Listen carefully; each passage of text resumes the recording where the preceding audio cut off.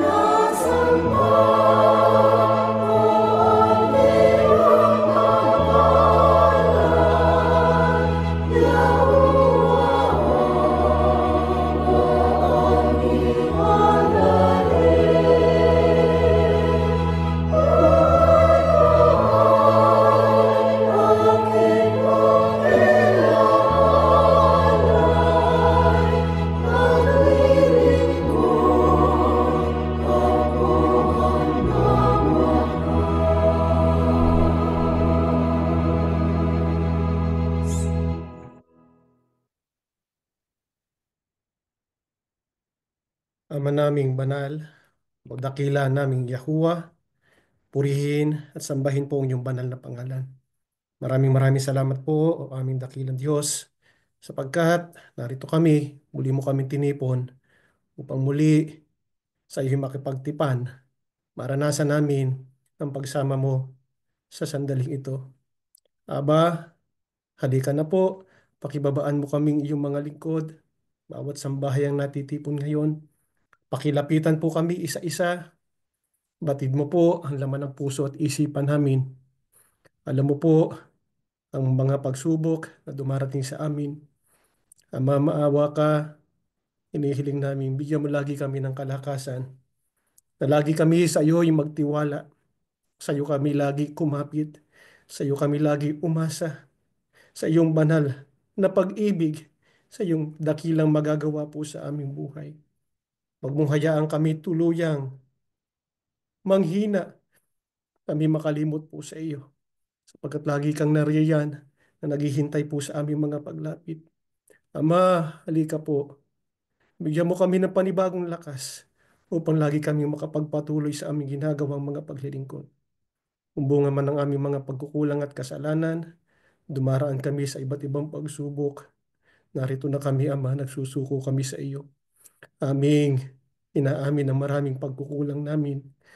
Hinihingi namin ang iyong kapatawaran.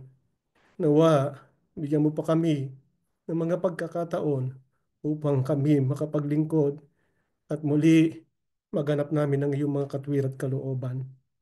Sa pagsamba namin ito at pag-aaral ng iyong mga salita, hiling namin lagi, babaan kami ng iyong Santong Espiritu, lagi naming maunawa ang iyong katwiran at iyong kalooban upang siyang lagi naming gabay sa araw-araw at makapagpatuloy kami hanggang sa wakas, hanggang sa tamuhin namin ang pangako mong kaligtasan. Yahusha, Panginoon namin, sinasamba ka rin ng iyong mga lingkod. Narito kaming sa iyo rin ay umaasa sa lakas na ipinagkakaloob mo. Hiling namin lagi kang manatili sa aming tabi sapagkat kilala mo kami. Kuminsan nangihina, kuminsan nakalilimot, nadadaig ng aming mga sarili ng maling isip at ng maling hangarin. Yahusha, naway tulungan mo kami, bigyan mo kami ng kalakasan na huwag kaming mangaligaw pa sa mga nalalabing panahon pa ng buhay at ng mundong ito. Nais naming magtagumpay. Nais naming makarating hanggang sa hangganan sa piling mo at sa piling ng ating dakilang Aba. Yahuwa aming Diyos, muli po, hiling naming pakibasbasan ang mga isinimpang handog ng iyong mga lingkod. Inihiling na rin namin basbasan patuloy bawat kabuhayan ng iyong mga lingkod, bawat sambahayan, dumaloy ang iyong mga pagpapala. Inihiling na po namin ang lahat sa tanging pangalan ng Panginoong Yahusha. Amen.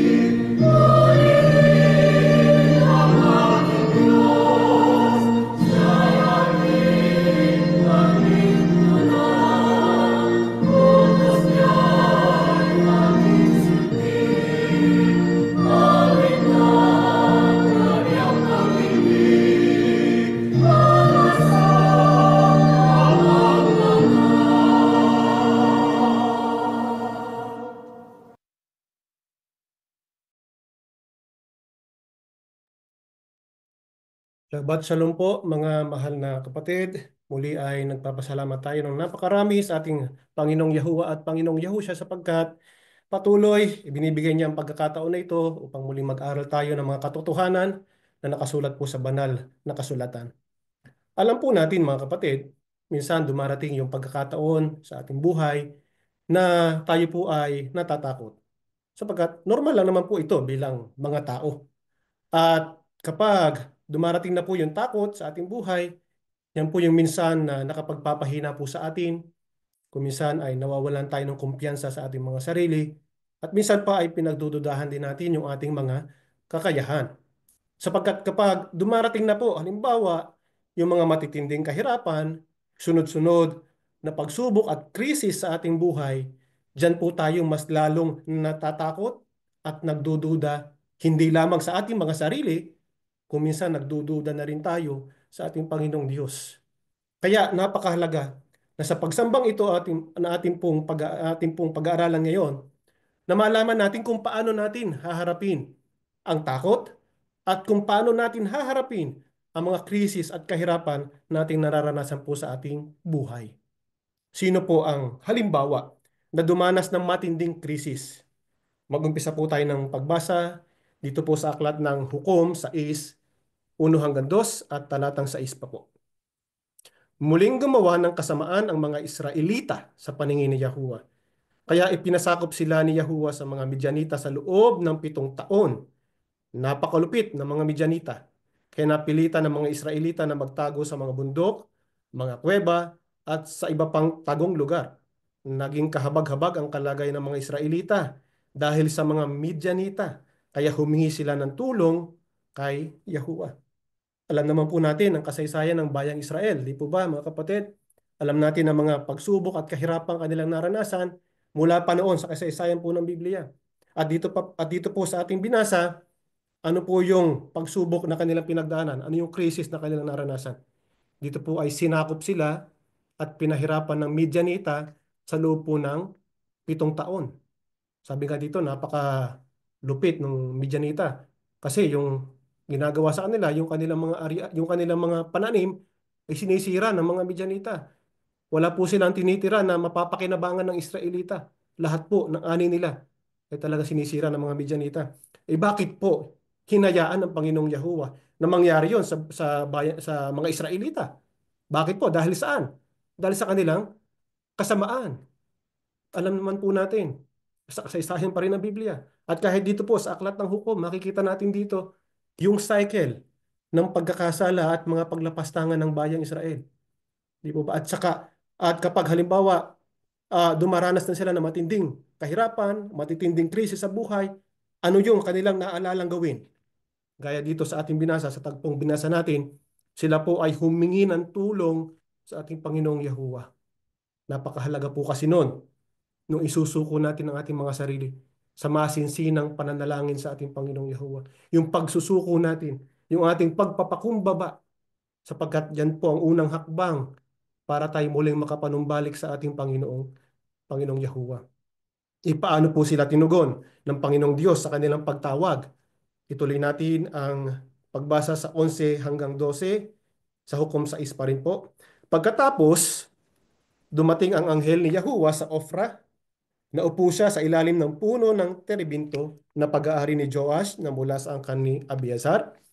Si Gideon, na anak ni Joash, ay naggigiik noon ng trigo sa ilalim ng pisaan ng ubas para hindi makita ng mga Midianita ang trigo. Nagpakita sa kanya ang anghel ng Panginoon at sinabi, "Ikaw, magiting na sundalo, si Yahuwah ay suma sa iyo." Paano po siya o paano po tinugon ng Israelita sa kanilang pagtawag? Alam natin na humahanap po ang Panginoong Yahuwah na maaring kasangkapanin niya para tumulong sa bayang Israel. At sa pagkakataong ito, ang tinawag po niya ay si Gideon.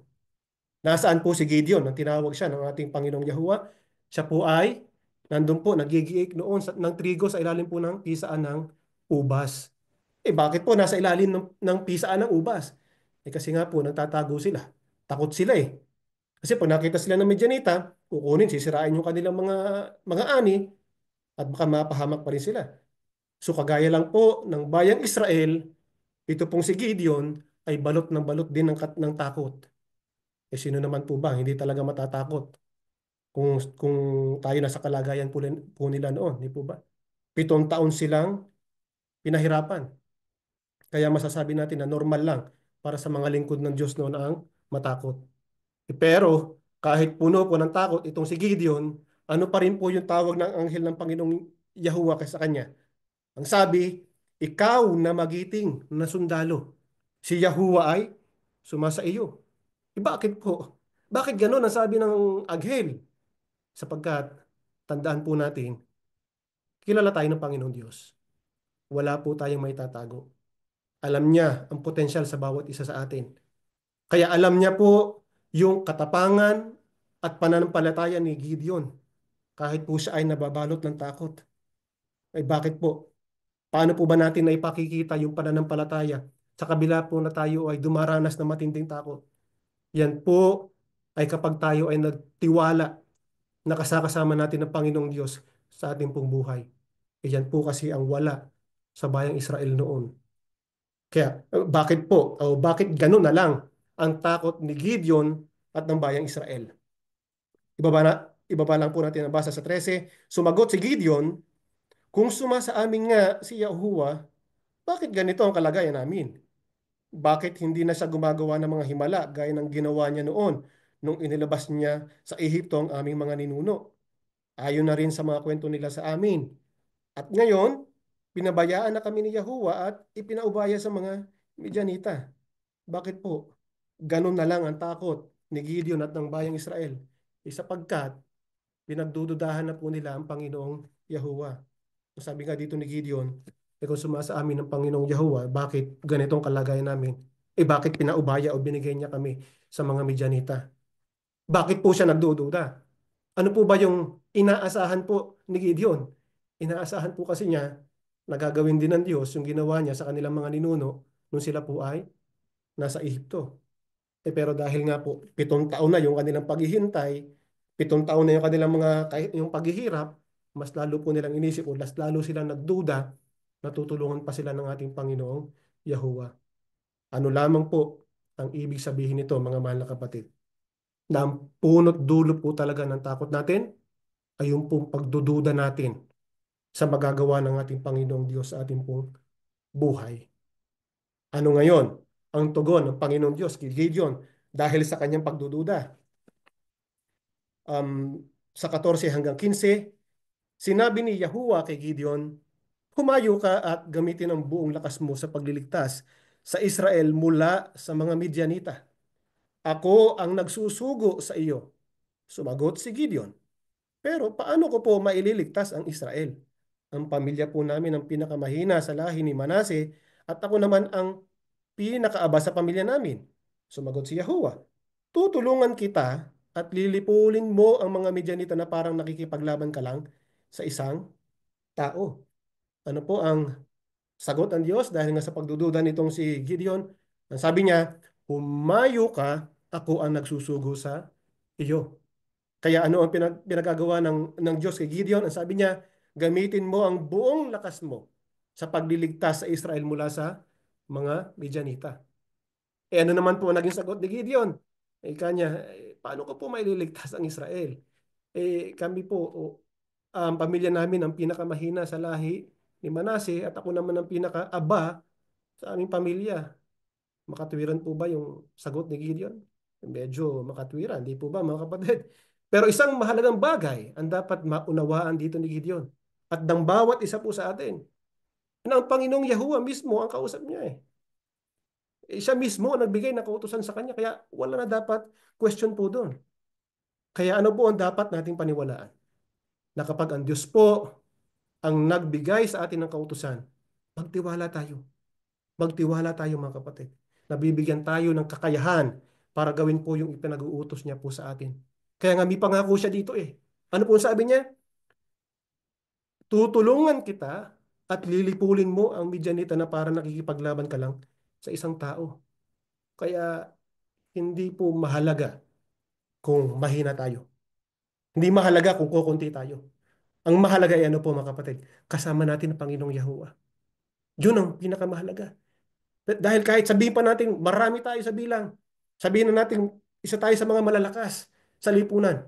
Pero kung di natin kasama ang Panginoong Yahuwah, wala din po. Hindi rin tayo magtatagumpay. Kaya tiyakin lagi natin sa ating buhay na kasama natin ang Panginoong Yahuwah. Ano po ang iniutos ng Panginoong Diyos kay Gideon para po siya ay manatili na kasama niya. Sa 25 hanggang 26 naman, ganito ang ating mababasa. Nang gabi ring iyon, sinabi ni Yahuwah kay Gideon, kunin mo ang pangalawa sa pinakamagandang toro ng iyong ama, iyong 7 taong gulang na. Pagkatapos, gibain mo ang altar para kay Baal na ipinatayo ng iyong ama at gibain mo rin ang posting simbolo ng Diyos ang si Asherah na nasa tabi ng altar nito. Pagkatapos, magpatayo ka ng tamang altar para sa akin, si Yahuwah na iyong Diyos sa ibabaw ng bundok na ito. Pagkatapos, ialay mo sa akin ang baka bilang handog na sinusunog at gamitin mong panggatong ang pinutol mong poste ni Asherah. Ano po ang iniutos ngayon ng Panginoong Yahuwah kay Gideon para siya ay manatiling kasama? Para po siya ay manatiling kasama, una, dapat lagi natin gawin sa ating buhay ay alisin po natin yung kasalanan. Alisin natin ang kasalanan sa ating buhay. Yan po ang unang hakbang. Kaya nga, ipinag-uutos ng Diyos kay Gideon na gawin dito, ipinaalis po niya yung mga Diyos-Diyusan, yung mga ribulto. Bakit? Sapagkat napakahalaga po sa Panginoong Yahuwah yung paraan po ng ating pagsamba. Gusto po niya panumbalikin yung tamang paraan ng ating mga pagsamba. Kasi ito po kasing si Gideon lumaki noon na ang sinasamba nila yung mga Diyos-Diyosan at saka yung mga ribulto noon. Napakahabang panahon na wala pong sumusupil sa kanilang gawain yan. Hanggang sa ito po ay kinagisnan o kinaugalian na po nilang gawin. Kaya ano ngayon? Ang ipinag-uutos ng Panginoong Yahuwah kay Gideon para matuldukan na itong kanilang idolatria. Ang sabi niya, gibain mo ang altar para kay Baal at poste ni Asherah. Ang pag-alis po ng kasalanan at pag-alis ng mga idolatria sa ating buhay at pagganap ng tamang pagsamba sa ating Panginoong Yahuwah. Yan po ang mga mahahalagang hakbang para po mahubog natin ang ating pananampalataya. Dahil bago po mapagtagumpayan ni Gideon ang mga Midianita, kinakailangan po niya muna ng lakas at pananampalataya na manindigan sa harap ng kanilang sambahayan at maging sa kanilang pamayanan. Yan po ang pagsubok ng Diyos para po kay Gideon. Sumunod po ba si Gideon sa ipinag-uutos ng Diyos sa kanya? 27 hanggang 30, tunghayan natin ang nakasulat dito. Kaya sinama ni Gideon ang 10 niyang utusan at ginawa niya ang iniutos sa kanya ni Yahuwah. Pero ginawa niya ito ng gabi dahil natatakot siya sa pamilya niya at sa kanyang mga kababayan. Kinaumagahan, nakita ng mga tao nagiba na ang altar para kay Baal at putol-putol na ang mga poste ni Asherah at ito ang ipinanggatong sa baka na inihandog sa bagong altar. Tinanong nila ang isa't isa kung sinong gumawa noon. Inusisa nila ito at nalamang si Gideon na anak ni Joash ang gumawa nito. Kaya't sinabihan nila si Joash, palabasin mo rito ang anak mo. Dapat siyang patayin dahil giniba niya ang altar para kay Baal at pinagputol-putol ang poste ni Asherah sa tabi nito. Sumunod po ba si Gideon? Opo, sumunod siya. Kahit po talagang balot ng takot ito, si Gideon, hindi pa rin siya napigilan ng kanyang takot para gawin ang pinag-uutos sa kanya ng Diyos. Kaya ano na lamang po ang nangyari? Matapos siyang gawin yung pinag-uutos po sa kanya, nais siyang patayin ng maraming tao po sa kanilang lugar. Yan po kasi, mga kapatid, ang hindi kayang gawin ng maraming tao ngayon, kahit sa panahon po natin ngayon. Yung gawin ng kalooban ng Diyos, gawin yung tama dahil naiisip po nila yung maaring sabihin o maaring kaharapin nila kapag po maaring kaharapin nilang panggigipit sa kanilang ng ibang tao, lalo tigit ng kanilang mga kamag-anak. Di po ba totoo yan, mga kapatid? Marami po ang napipigilang gawin ng kalooban ng Diyos sapagkat naiisip nga po nila yung maaring sabihin sa kanila ng kanilang mga pamilya, ng kanilang mga kamag-anak. Dahil aminin po natin, yan din po ang nasa isip ng mga kapatid, ng maraming kapatid po ngayon, bago po sila tuluyang nakaalis sa dating relihiyon natin. Pero hindi po sila pumayag na ma-stuck dun sa takot na yun. At hindi po sila pumayag na hindi gagawin yung kalooban po ng ating Panginoong Yahuwah. Tanong natin, mga kapatid, takot po ba si Gideon? Aba, opo. Kaya nga ginawa niya yon ng gabi di po ba? Kaya maaaring isipin ng iba, wala namang silbi yun, walang kwenta kasi gabi naman niya ginawa. Aba, hindi po yun ang mahalaga, mga kapatid. Ang mahalaga ay nagawa niya yung kalooban, yung pinag-uutos sa kanya ng Diyos. Hindi naman siya kinwestiyon ng Diyos, di po ba, na bakit gabi mo ginawa? Hindi naman eh. Ganon din ang ibang mga kapatid, mga mahal na kapatid. Di naman po sila agad nakapag-desisyon na makaalis sapagkat takot sila eh. Yan tayo, mga tao. Pero nung mahalaga, nagawa pa rin nila yung kalooban ng Diyos. Yun po ang kinakailangan nating magawa. Dahil tatandaan natin to, na ang pananampalataya po lagi natin, mag-uumpisa yan sa sambahayan. Dahil may dahilan po ang Diyos kung bakit nais niya munang manindigan itong si Gideon sa kanyang pamilya, sa kanyang sambahayan, para po siya ay makasangkapan sa susunod na ipagagawa sa kanya ng Diyos. Ganon din tayo. Hindi po tayo uusad sa ating pananampalataya kapag hindi po natin nagawang manindigan sa ating pong sambahayan, sa ating mga kamag-anak, at hindi kapag hindi natin naalis yung mga idolatriya sa ating buhay. Kailangan tanggalin po natin lahat ng klase ng idolatriya o yung mga bagay na umaagaw ng ating atensyon na sa halip ay nakapokus lang tayo sa ating Panginoong Yahweh at Panginoong Yahusha. Kailangan gabayan natin ang ating sambahayan, ang ating mga anak. Tandaan din natin mga kapatid, bagaman mahirap at nakakatakot ang pagsunod at paninindigan sa panig ng ating Panginoong Yahuwah. Tandaan natin, kahit kailan, hindi po tayo pababayaan. Poprotektahan tayo ng Panginoong Yahuwah sa bawat sandali po ng ating buhay. Ipagpapatuloy po ang ating pag-aaral.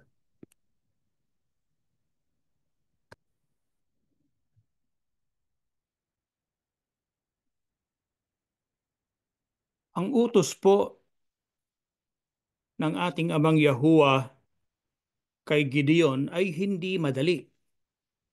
Hindi madaling gibain ang altar ng Diyos-Diyusan. Gibain ang posting simbolo ni Asherah. Gamiting panggatong ang mga pinutol-putol na poste.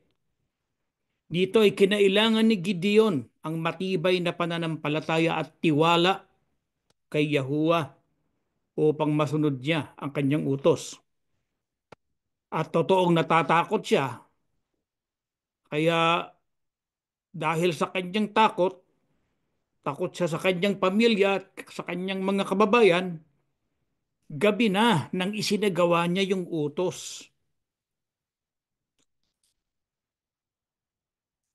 Siguro kung walang pananampalataya at pagtitiwala si Gideon sa ating Amang Yahuwah, hindi niya magagawa yon. Kailan po at sa anong pagkakataon po kung saan ang ating pananampalataya at tiwala sa ating Amang Yahuwah ay dapat tumibay? Pakinggan po ninyo ang nakasulat sa mga tagpong ito sa aklat pa rin po ng Hukom. Talata ay Kapitulo 6, talatang 33. Ngayon, nagkaisa ang mga Midianita, Amalekita, at iba pang mga tao sa silangan sa paglaban sa Israel. Tumawid sila sa ilog ng Hordan at nagkampo sa lambak ng Jezreel. Mga kapatid, yung pong lambak, ang ibig sabihin ay valley. Basahin naman po natin ang nakasulat sa Hukom 7:12. Nagkampo sa lambak ang mga Midianita, Amalekita, at ang iba pang mga tao sa silangan na parang kasindami ng balang. Ang mga kamelyo nila ay parang buhangin sa dagat na hindi mabilang. Ang tanong po natin ay kailan at sa anong pagkakataon po ba kung saan ang ating pananampalataya at tiwala kay Yahuwah ay dapat tumitibay? Dapat po tumitibay ang ating pananampalataya kapag tayo ay humaharap na sa isang bagay na para bang imposible nating mapagtagumpayan. Tulad na lang sa mga talatang ating binasa. Doon sa unang talatang ating binasa, nagkaisa ang mga Midianita at Amalekita sa paglaban sa Israel. Hindi lang yan. Hindi lang Midianita at Amalekita. Sino pa? Pati iba pang mga tao sa silangan ay nakipagkaisa rin sa paglaban sa Israel. Kung tayo po ay nasa gitna ng kalagayang tulad nito, mga kapatid, at mahina ang ating pananampalataya, ano ang mangyayari sa atin? Agad kaya tayong susuko? Ano pa po ang isa pang pagkakataong maaring harapin natin na parang problemang hindi malulutas na magbubunga ng panghihina at tuluyang pagkawala ng ating tiwala sa ating Diyos? Sa talatang ating binasa, 7:12,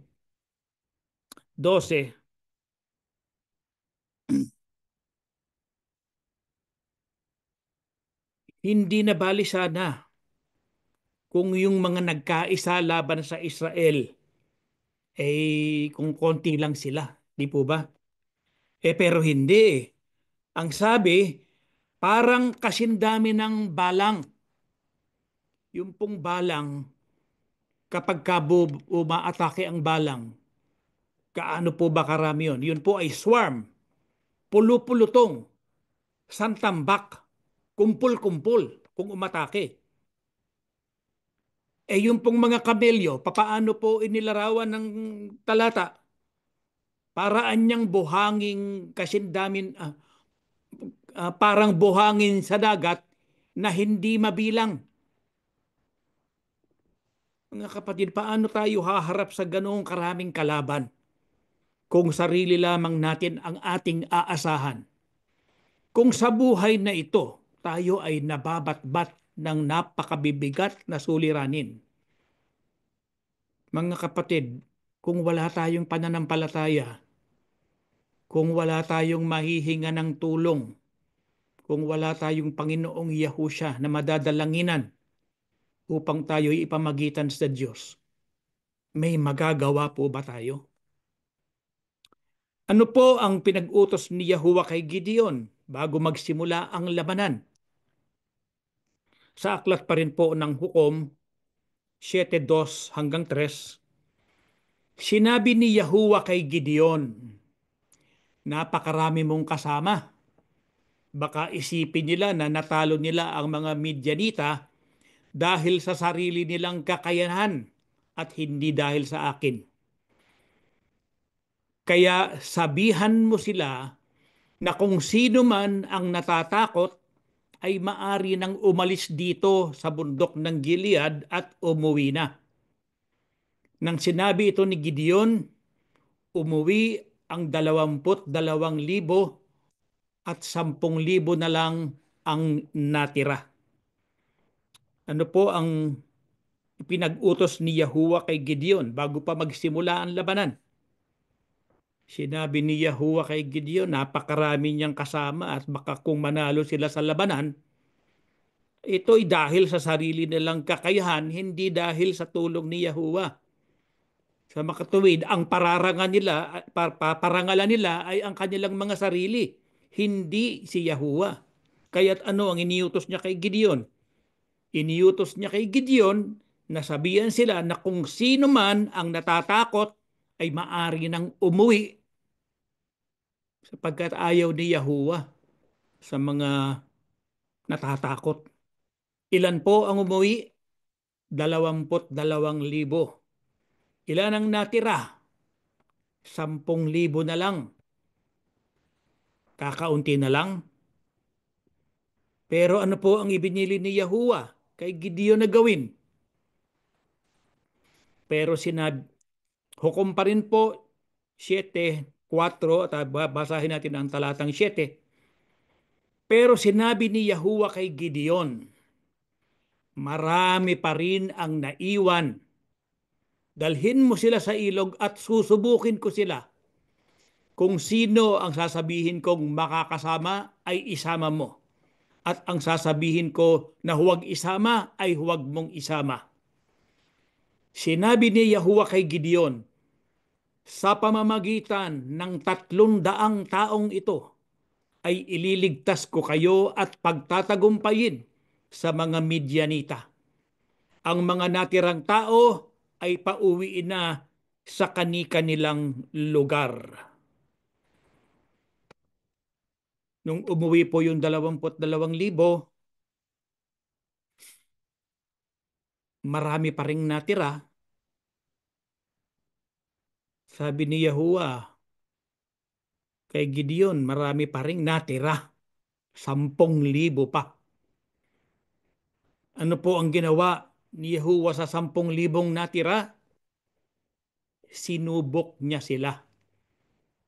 Sabi ni Yahuwah, dalhin mo sila sa ilog at susubukin ko sila. Kung sino ang sasabihin kong makakasama, ay isama mo. At ang sasabihin ko na huwag isama, huwag mong isama. Nung sinubok, ilan po ang natira? 300. Ano ang sinabi ni Yahuwah kay Gideon tungkol dun sa 300? Sa pamamagitan ng 300 taong ito, ay ililigtas ko kayo at pagtatagumpayin sa mga Midianita. Paano naman po yung natirang 9,700? Ang sabi ni Yahuwah, ang mga natirang tao ay pauwi na sa kanilang bahay. Dito mga kapatid, makikita natin na may mga tinawag upang lumaban. Malungkot lang na ang iba hindi tinawag, hindi nakabilang sa mga tinawag. Nung ang ating Panginoong Yahusya ay nagtuturo pa, sinabi niya sa aklat ng Mateo 22:14, sapagkat marami ang tinawag, datapwat kakaunti ang mga nahirang. Paano po iniligtas ni Yahuwah ang Israel? Sa aklat pa rin po ng Hukom 7, talata 22. Habang tumutunog ang trumpeta ng 300 Israelita, pinaglaban-laban ni Yahuwah ang mga Midianita sa loob ng kampo. Ang iba ay tumakas papunta sa Betshita na malapit sa Serera hanggang sa Abel Mehola malapit sa Tabat. Paano po iniligtas ni Yahuwah ang Israel? Si Gideon at ang 300 Israelita ay lumusob nga sa kampo ng mga Midianita upang makipaghamok. Ipinag-utos ni Gideon sa kanyang mga kasama na kapag narinig na nilang hinihipanan niya ang kanyang trumpeta ay ganoon din ang gawin nila. Ano ang nangyari habang tumutunog ang trumpeta? Habang walang tigil ang pag-ihip sa trumpeta, ay pinaglaban-laban ni Yahuwah ang mga Midianita sa loob ng kampo. Ang iba'y tumakas, tinugis naman sila hanggang sa Betshita at Abel Mehola. Ganito po ang ginawang pagliligtas ni Yahuwah sa Israel. Ano ang kanilang armas? Trumpeta. Bilang mga anak ng Diyos, mga kapatid, kapag dumating sa atin ang ganitong kalagayan, ano ang dapat na maging bahagi natin, mga kapatid? Ang dapat na maging bahagi natin ay gumawa. Ano po ang ating gagawin? Magtiwala at sumunod sa ating Amang Yahuwah. Ano naman ang bahagi ng Diyos? Gagawin niya ang kanyang sinalita, tayo ay pagtatagumpayin. Hindi bubat mayroon tayong kasabihan sa Tagalog na nasa Diyos ang nasa tao ang gawa, nasa Diyos ang awa. Si Yahuwah ay gumagawa, hindi natin nakikita, mga kapatid. Nakita ba ni Gideon na gumagawa si Yahuwah? Hindi po. Subalit may binitiwang salita si Yahuwah sa kanya. Ang sabi niya, ibinigay ko na sila sa inyong kamay. Sino yun? Yung mga kalaban. mga Midyanita, mga Amalekita. Hindi dahil sa hindi natin nakikita si Yahuwah na gumagawa, hindi po nangangahulugan na wala siya doon at hindi gumagawa. At dahil sa ginawang tulong ni Yahuwah, ano ang nakita ng Israel? Isang milagro. Iniligtas ni Yahuwah ang Israel sa kamay ng mga Midyanita. Paano nga po nagsimula ang krisis ng Israel kung kaya't humingi sila ng tulong kay Yahuwah? Dun sa unang binasa ng ating kapatid mula sa pagiging kahabag-habag na kalagayan sa kamay ng malulupit na Midyanita na ang karamihan pa nga sa kanila ay nagtago sa bundok, sa mga kuweba at sa mga tagong lugar. Mula sa paghihirap, saan po nauwi? Sa milagro. Bakit po? Dahil kay Yahuwah.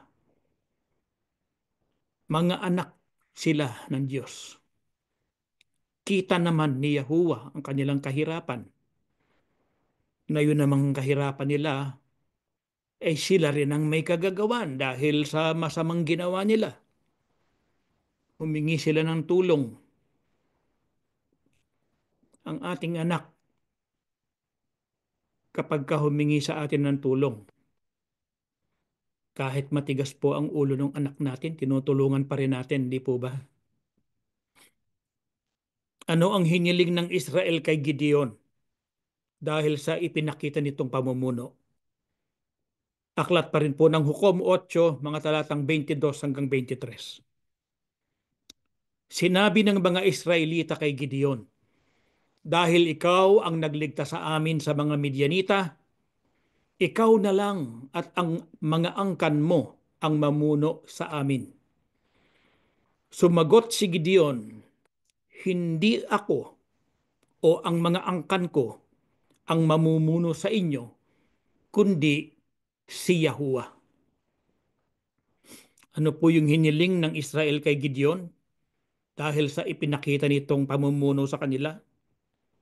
Hiniling nila na si Gideon na at ang kanyang angkan ang siyang maging pinuno nila. Ano yung makikita natin dito mga kapatid? Si Gideon kasangkapan ng Diyos. Ang Ama ang tumulong sa kanila. Ang nagligtas sa kanila ang Ama. Pero dito, sa hiling ng mga Israelita, makikita natin ang tendency o inclination ng tao na umasa at manghawak sa human leaders. Ito po ang isa sa kahinaan ng tao, ang palaging umasa na lamang sa ibang tao bilang kanyang leader. Dito ay malinaw na nagwagi ang Israel laban sa mga kalaban dahil sa tulong ni Yahuwah. Pero hindi pa rin nila nakita na siya ang lumaban para sa kanila.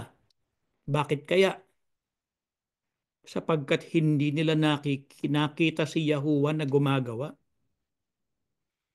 Tinanggap ba ni Gideon ang kanilang hiling? Hindi po. Ang sabi niya, hindi ako o ang mga angkan ko ang mamumuno sa inyo, kundi si Yahuwah. Nawa po ay makita natin at maunawa na sa pangyayaring ito sa Israel, na si Yahuwah ay tinuturuan tayo ng isang aral. Ano pong aral yon? Hayaan natin si Yahuwah na siyang maging pinuno natin at magtiwala tayo sa tulong na manggagaling sa Kanya. Iwaksin na natin ang kaisipan na umasa palagi sa tao, kundi ang Diyos na si Yahuwah ang kilalanin natin na ating leader. Ano po ang mararanasan kapag tayo ay nagtitiwala kay Yahuwah?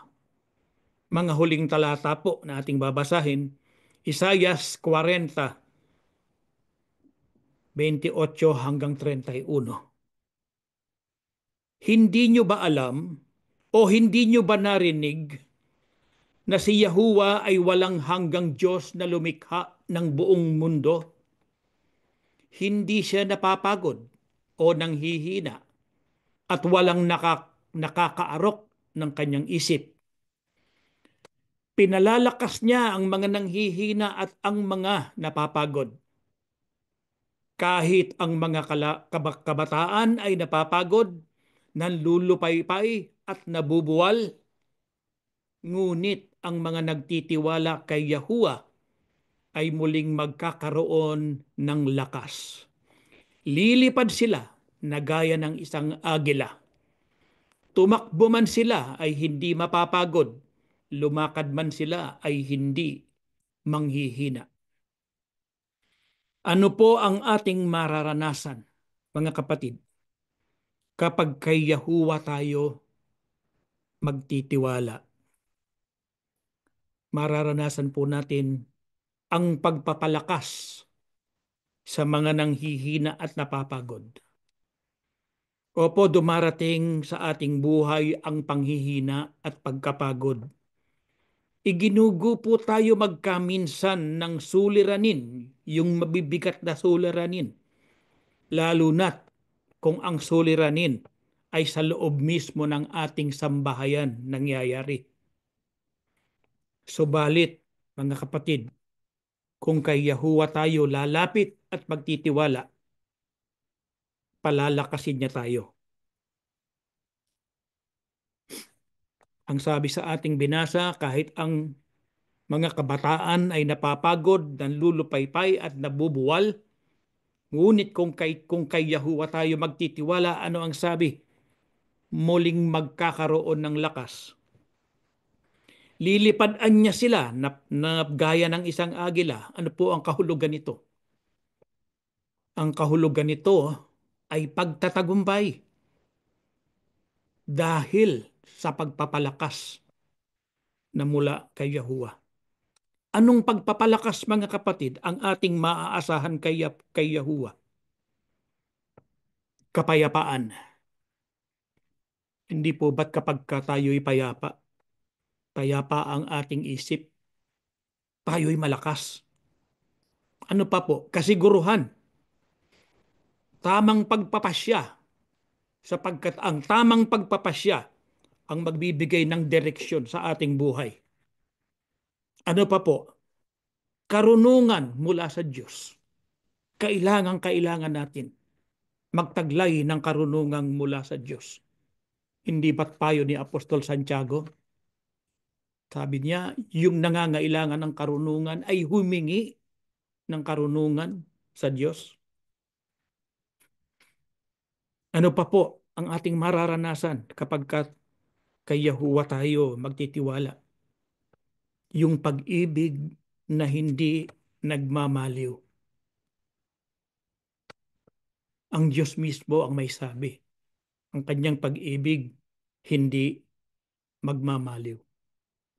Ano pa yun? Ano pa po? Mararanasan natin ang kanyang katapatan. Ang Diyos po ay hindi ipagkakait kailanman ang mabuti para sa atin. Kaya kung tayo man po ay may hiniling at hindi natin tinanggap, ito ay dahil alam ni Yahuwah kung ano ang mabuti para sa atin. At sa hindi niya pagkakaloob ng ating hiniling, maaring tayo ay ihinahanda niya sa isang bagay na higit na mas mabuti kaysa doon sa ating hiniling. Nakasulat po sa aklat ng Lucas, mga kapatid, 12:32. Do not fear, little flock, for it is your Father's good pleasure to give you the kingdom. Mga kapatid, kung nalulugod ang Diyos na ibigay sa atin ang kaharian, ano po ang hindi niya kayang ibigay sa atin? Ano lamang po ang susi ng lahat? Yun pong tiwala natin sa ating Aba Yahuwah. Tumayo po kayo at tayo'y mananalangin. Ama naming Yahuwa sa langit, aming Aba na makapangyarihan ka po sa lahat. Lubos po ang aming pasasalamat, Ama, sapagkat sa araw na ito, sa pagsisimula ng araw ng Sabat, hinatdan mo kami ng iyong mga aral. Nagkaroon kami ng pagkakataon na mapag-aralan ang naging buhay ng mga nauna mong lingkod. Sa pag-aaral namin ng kanilang mga ginawa o hindi ginawa, nagsisilbi itong aral para naman po sa amin upang hindi namin ulitin kung anuman ang kanilang mga naging pagkakamali at amin namang isagawa ang mga bagay na tamang gawin, lalong-lalo na ang pagsunod sa iyong mga kalooban, Ama. Salamat po ng maraming marami sapagkat kung amin pong titignan ang aming mga sarili, dumarating din kami sa krisis, Ama. Dumarating din kami sa bibigat na mga suliranin. Kung minsan ang suliranin ay nagpapahina sa amin, kung minsan nagdududa rin kami, kung kami ba ay iniibig mo, Ama,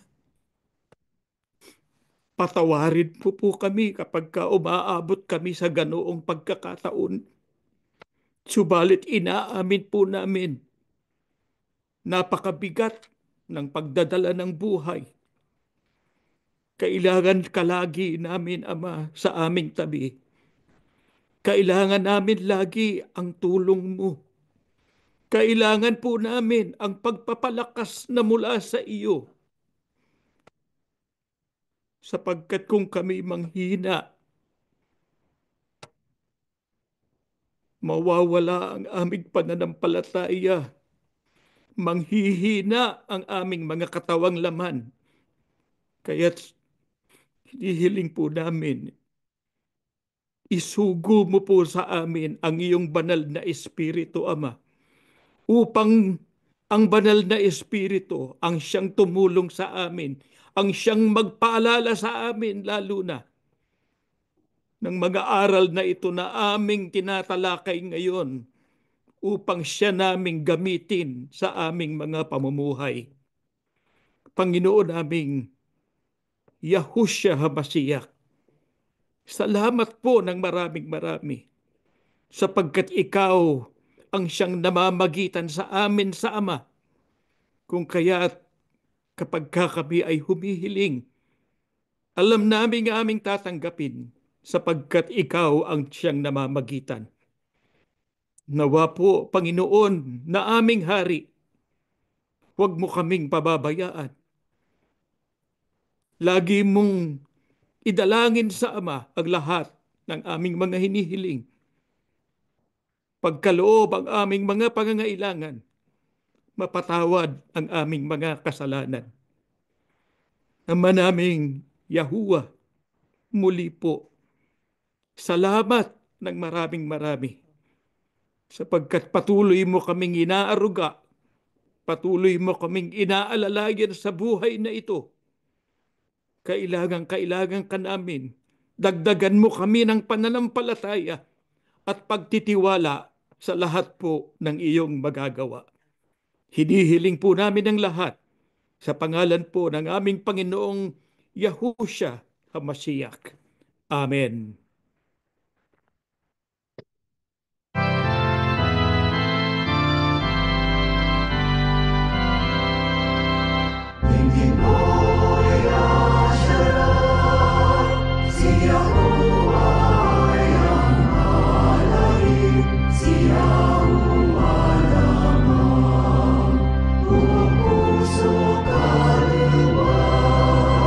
Paglapas mo siyang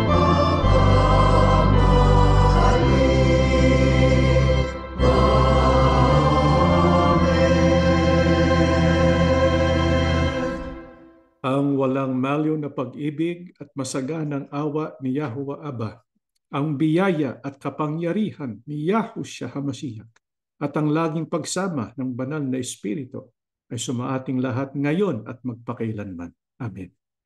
Mga kapatid, paalala lang po, sa susunod na linggo ay itutuloy po natin ang ating children's ministry, February 14 at February 15.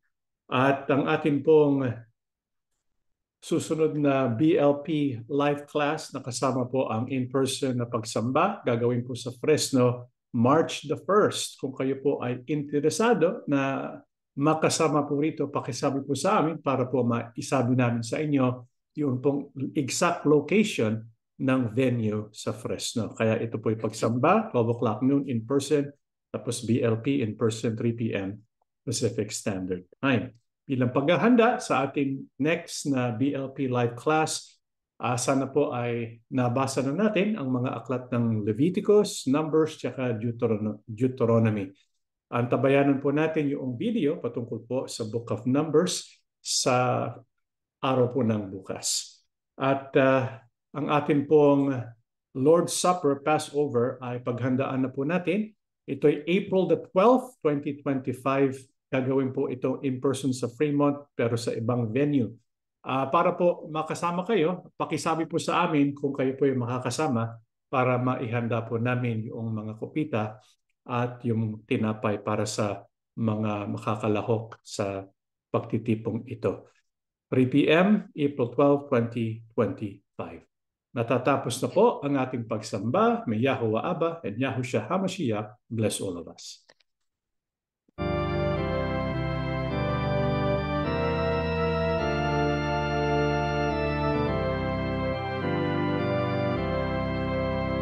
O halina't kay Yahushua'y sumunod, at kami na magkalinga ng Ama.